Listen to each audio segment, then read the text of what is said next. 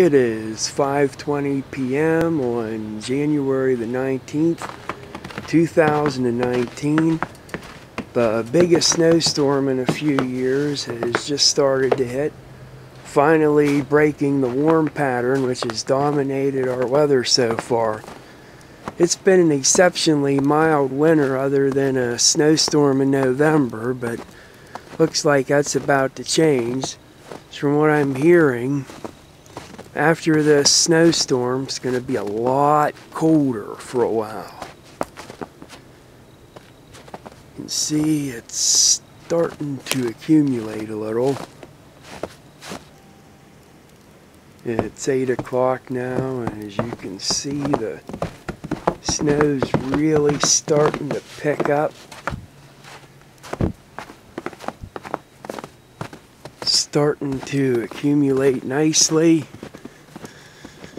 And it's so cloudy that street lights are actually keeping it light out as if it were still twilight, even though the sun set almost 3 hours ago.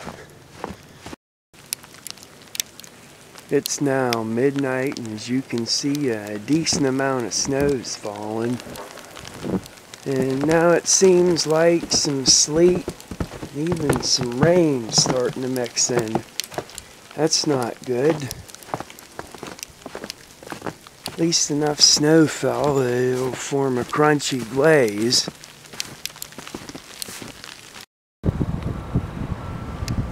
It's now 9 a.m. and the bulk of the storm has passed.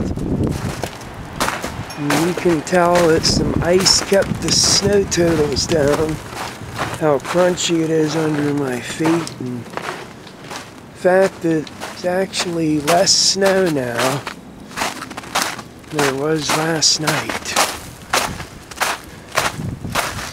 Still got a decent amount.